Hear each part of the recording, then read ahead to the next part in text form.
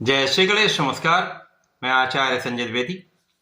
मेरे समस्त प्रबुद्ध दर्शकों का मेरे चैनल पर हार्दिक स्वागत है। प्रिय दर्शकों, आज मैं मकर राशि का दिसंबर माह का मासिक राशिफल लेकर आपके सम्मुख उपस्थित हूँ। दिसंबर माह में जो ग्रहों की स्थितियां बन रही हैं तथा जो ग्रहों के परिवर्तन होंगे, इस माह में आपके लिए कितने अनुकूल हैं, कितना लाभ मिल सकता है अथवा कहीं पर कोई समस्या या अवरोध है तो उसका क्या निराकरण है, संपूर्ण विश्लेषण मैं पूर्ण तर्क के साथ करने जा रहा हूं। प्रिय दर्शकों, इस राशिफल को आप अपने लग्न तथा राशि दोनों के अनुसार देख सकते हैं।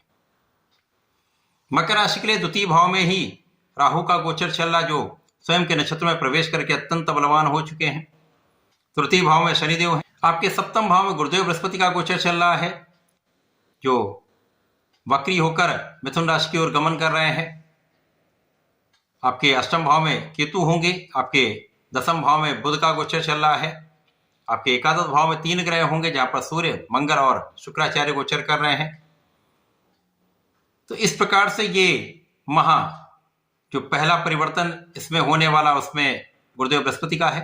गुरुदेव बृहस्पति षष्ठम भाव में प्रवेश करेंगे, मिथुन राशि में इनका गोचर आरंभ होगा। 6 दिसंबर को बुध का राशि परिवर्तन एकादश भाव में हो जाएगा, जहां पर 4 ग्रह मिलेंगे, सूर्य, बुध, मंगल और शुक्र। 7 दिसंबर को मंगल का राशि परिवर्तन हो जाएगा। मंगल द्वादश भाव में प्रवेश करेंगे, यहाँ पर गुरुदेव बृहस्पति की राशि में होकर गुरुदेव की दृष्टि के प्रभाव में पहुंच जाएंगे, परंतु यहाँ पर ये तात्कालिक रूप से मांगलिक दोष भी बनाएंगे।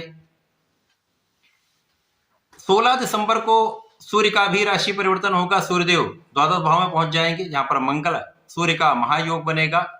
गुरु की दृष्टि के प्रभाव में ये दोनों ग्रह रहेंगे। 20 दिसंबर को शुक्राचार्य भी द्वादश भाव में पहुंच जाएंगे तथा इस माह का अंतिम परिवर्तन बुध का है, जब बुध 29 दिसंबर को राशि परिवर्तन करके द्वादश भाव में प्रवेश करें। इस माह के प्रारंभ से ही देखें तो शनिदेव मार्गी होकर आगे बढ़ रहे हैं, और शनिदेव आपके लग्न तथा धन के स्वामी होकर पराक्रम के भाव में होकर निश्चित रूप से अब महाबलवान स्थिति बनाएंगे, जिसके कारण परिश्रम आपका बहुत श्रेष्ठ रहने वाला है। आप महापराक्रमी रहेंगे तथा आपका भाग्य भी संपूर्ण रूप से साथ देगा। भाग्य के स्वामी दसम भाव में गोचर कर रहे हैं, जिसके कारण ये स्थिति आपकी अत्यंत प्रबल रहने वाली है। जब आपका परिश्रम भी अच्छा होगा, आपका बुद्धि बल भी अच्छा होगा, आपका वाणी का प्रभाव भी अच्छा होगा। लेकिन वाणी का प्रभाव वैसे भी बहुत अच्छा रहेगा, परंतु जब आप बिना विचारे बोलेंगे तो समस्याएं आएंगी, क्योंकि राहु का प्रभाव आपके द्वितीय भाव में है, पारिवारिक भाव में है, वाणी के भाव में है, तो राहु इसको दूषित अवश्य करेंगे। तो परिवार के बीच में विशेष रूप से जीवन साथी के साथ, परिवार के साथ तथा पार्टनरशिप में आपको बहुत सोच विचार कर कार्य करना चाहिए, बहुत विवेकशील रहना चाहिए। यदि आप विचार करके काम करेंगे तो पछताना नहीं पड़ेगा। विशेष रूप से पारिवारिक भाव में सामंजस्य बनाकर रखना आपके लिए अत्यंत आवश्यक है। यद्यपि इस समय में अचानक धन लाभ होगा, कहीं ना कहीं से आपको धन का आगमन होता रहेगा। इसी प्रकार से इस समय में आपकी यात्राएं होने वाली, कुछ यात्राएं आपकी इस माह में बहुत विशेष होने वाली। यात्राओं से आपको बढ़िया धन लाभ भी होगा, आपके काम की सिद्धि भी होगी, काम भी बनने वाले हैं। और प्रारंभ से ही त्रिग्रही योग का निर्माण आपके एकादश भाव लाभ के भाव में है, तो ये आपके लिए विशेष योग बन रहा है। कहाँ? यहाँ पर आप अपनी ऊर्जा का, अपनी क्षमता का, अपनी योग्यता का संपूर्ण उपयोग करने वाले। आप कार्य क्षेत्र में हैं वहां पर, या शिक्षा ले रहे हैं वहां पर, सभी जगहों पर आपका पराक्रम बहुत अच्छा रहने वाला, आपकी ऊर्जा का प्रवाह बहुत अच्छा रहने वाला, आप बहुत नियंत्रित रहेंगे तथा इस समय में आप अपनी नेतृत्व की क्षमता का संपूर्ण उपयोग कर पाएंगे। इस पूरे समय में शुक्राचार्य, जो आपके लिए कारक भी हैं, अत्यंत प्रभावी ग्रह हैं, जो मकर राशि के लिए आपके पंचम के स्वामी तथा आपके लिए कर्म क्षेत्र के स्वामी। शुक्राचार्य जो कर्म क्षेत्र के स्वामी तथा ज्ञान के क्षेत्र के स्वामी हैं, स्वयं के भाव पर इनकी दृष्टि का प्रभाव है। साथ में मंगल भी हैं, सूर्य भी हैं, जिसके कारण इस समय में शिक्षा का भाव अत्यंत प्रबल रहने वाला है। जो जातक पढ़ाई कर रहे हैं, ज्ञान ले रहे हैं, उनके ज्ञान का विस्तार होगा। आप बहुत विवेकशील रहेंगे, आपकी प्रज्ञा प्रबल होगी तथा इस समय में शिक्षा के क्षेत्र में विशेष लाभ आपको मिलेगा। प्रतियोगिता परीक्षा में संपूर्ण सफलता मिलेगी। इस समय यदि आप प्रतियोगिता परीक्षा की तैयारी कर रहे हैं तो यहां पर आपको सफलता मिलने का पूर्ण योग बन रहा है। अब जब पहला परिवर्तन गुरुदेव बृहस्पति का सप्तम से षष्ठम भाव में हो जाएगा तो यहां पर जाके आप अपने ऋणों को चुकाने वाले हैं। परंतु जो जातक लंबी बीमारी से पीड़ित हैं, जैसे जिनकी कुछ आयु हो चुकी, जो शुगर के रोग से पीड़ित हैं अथवा ब्लड प्रेशर के रोग से पीड़ित हैं, यहां अपने स्वास्थ्य का आपको विशेष रूप से ध्यान देना हो। बाकी यहां पर आप बहुत कुछ रोगों से बचेंगे, शत्रुओं से बचेंगे, कष्टों से बचेंगे तथा अपने ऋण को आप चुका पाएंगे। साथ ही साथ गुरुदेव का प्रभाव कार्य क्षेत्र में आपको अच्छे लाभ कराने वाला है। जो जातक विदेश से संबंधित होकर कार्य कर रहे हैं, विदेशी कंपनियों में हैं या विदेशी व्यापार में हैं, वहां पर आपको अच्छा धन लाभ प्राप्त होता दिख रहा है। जैसे जैसे ये गोचर आगे बढ़ेगा, बुध का राशि परिवर्तन एकादश भाव में होगा। अब भाग्य के स्वामी भी एकादश भाव में पहुंचेंगे। अब यहां पर भाग्य भी अत्यंत प्रबल, भाग्य से लाभ की वृद्धि निश्चित रूप से होगी। जैसे अचानक धन लाभ की स्थिति बन रही है तो पारिवारिक संपत्ति से या जुआ सट्टे लॉटरी से ऐसे समय में लाभ मिलता है। यदि आपकी कुंडली में राहु बहुत अच्छी अवस्था में है, अच्छे भाव में है, तो ऐसे समय में आपको अचानक धन लाभ प्राप्त हो सकता है। परंतु रिस्क लेने से आपको बचना चाहिए, क्योंकि धन लाभ भी होगा।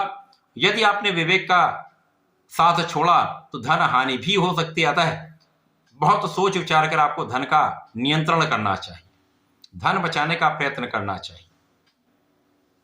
इस समय में जैसे सूर्य का परिवर्तन आपके द्वादश भाव में होगा, क्योंकि मंगल यहां पर पहुंचेंगे, तात्कालिक रूप से मांगलिक दोष बनेगा, तो जीवन साथी के साथ सामंजस्य बनाकर चलना होगा।